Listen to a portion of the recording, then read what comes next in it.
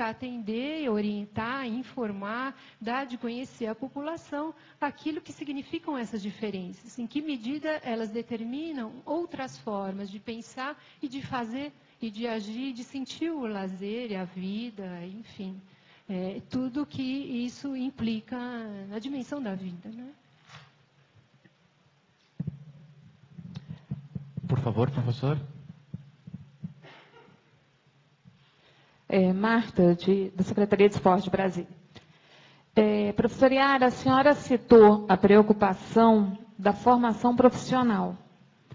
Aqui em Brasília, além do esporte estar ligado com saúde, nós também trabalhamos com a Secretaria de Segurança Pública no sentido de combate à violência doméstica, incluindo o esporte nesse trabalho. O que eu gostaria de saber a sua posição em relação ao profissional. Nós temos o lazer e a recreação e a atividade de educação física. E chegamos a um debate aqui que nem sempre o profissional de educação física, ele está diretamente ligado à recreação e ao lazer. E aí nós partimos para a utilização do agente de esporte. Qual a sua visão com relação ao agente de esporte nesse trabalho que nem sempre podemos usar o profissional de educação física? Bom, eu gostaria de deixar claro que a minha posição não é a posição do Colégio Brasileiro de Ciências do Esporte. É, de fato, questão polêmica, né? Não há consenso a respeito disso, mas a minha tendência é defender a ideia do profissional de educação física, né? Obviamente, essa questão dos agentes, ela é bastante interessante, ainda que seja polêmica, no caso da preocupação com o tema das políticas públicas, né, dos gestores.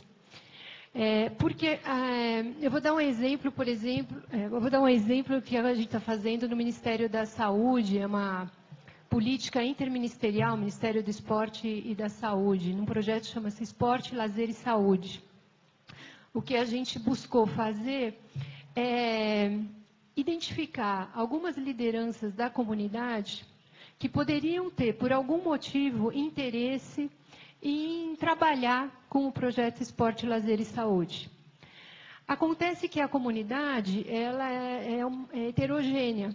Quer dizer, você tem em municípios, você tem em grupos, que essa comunidade é representada por uma senhora de 60 e poucos anos de idade, aposentada, e que não tem o que fazer e está disposta a conduzir uma determinada proposta de atividade, ou você pode ter o profissional de educação física que está dentro dessa comunidade e também tem interesse. Então, a figura do agente, do ponto de vista do gestor, do ponto de vista da política pública, ela é muito interessante, né, porque ela permite que a gente consiga se aproximar mais da comunidade, daquilo que é a realidade da comunidade. E ela permite ampliar, digamos assim, essas formas de intervenção. Então, eu diria para você que a figura do agente, ela não desqualifica o profissional, né? Ela tem uma outra função. E ela é estratégica no campo das políticas públicas, porque ela mediatiza, digamos, aquilo que são, digamos, do que é a política e daquilo que é interesse e necessidade da comunidade. Tradicionalmente, principalmente no Brasil, a gente tem uma forma de fazer política muito particular, né? Que tudo vem de cima. Né? Quer dizer, a figura do agente, de certo modo, busca quebrar um pouco essa verticalidade.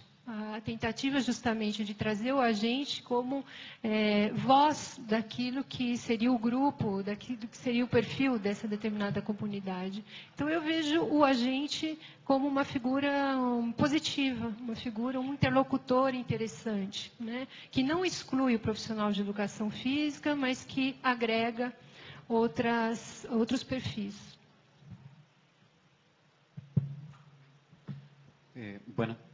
Buenas tardes. Yo quisiera hacer una pregunta en torno al tema específico de la información y en especial a la profesora de Vireme, en el sentido de que se refirió usted en algún minuto a fuentes de información e identificó a las personas como fuentes de información. Comparto su opinión, pero siempre cuando ejercemos el trabajo de procesar la información, terminamos entonces trabajando con documentos.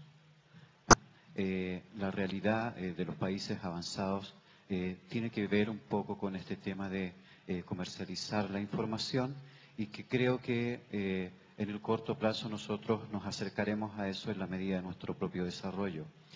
Pero cuando decimos las personas como fuente de información, parece ser que no procesamos esa fuente de información, que no tenemos directorios de especialistas que en un momento determinado nos ayuden a avanzar en la ciencia. También escuchaba hace un momento sobre la democratización de la información.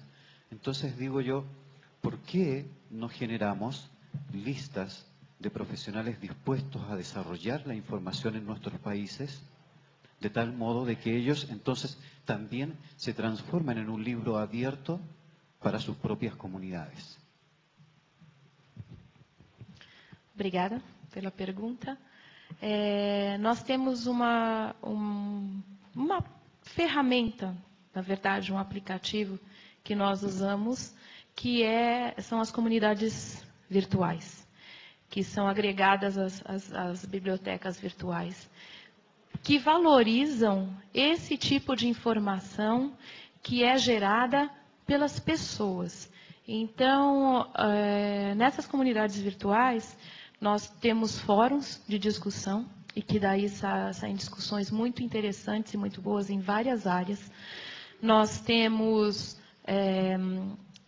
um espaço para troca de informação, além do próprio fórum, um espaço de notícias, um espaço que é gerado realmente para que as pessoas se comuniquem. Às vezes, esse é um lapso, uma falha em alguns sistemas de rede, que às vezes compõem a rede, mas não se preocupam em fazer com que as pessoas troquem suas informações, porque é uma informação muito rica, é considerada, sim, uma fonte de informação.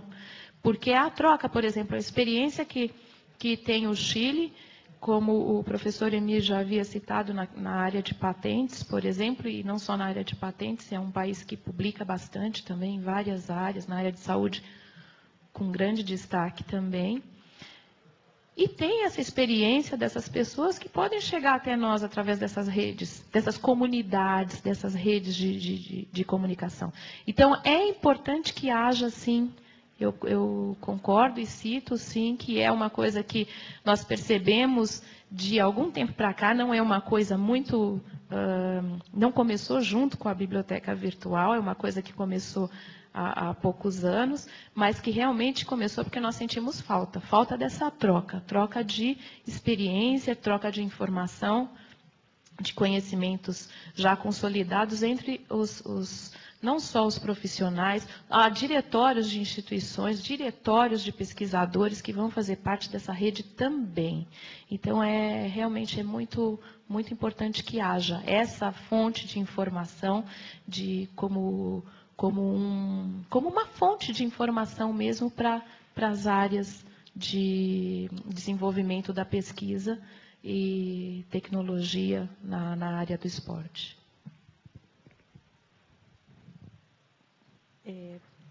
Bom dia, boa tarde, eu acho que já é boa tarde, né? Eu sou Maria Carmen Ronce, da Católica de Brasília, sou diretora da biblioteca, e a minha pergunta, ela veio, coincidentemente, eu já havia escrito aqui, Guia de Fonte de Informação e Documentação Esportiva. Eu acho que o país ainda não tem esse levantamento, esse mapeamento, passei um bilhete para o Laércio. Não existe isso, né? Eu imagino, quer dizer, tem muita coisa feita, tem muita coisa publicada, tem muitas instituições trabalhando com informação, seja no nível impresso, seja no nível digital, seja no nível de, enfim, outros formatos, e isso não está mapeado.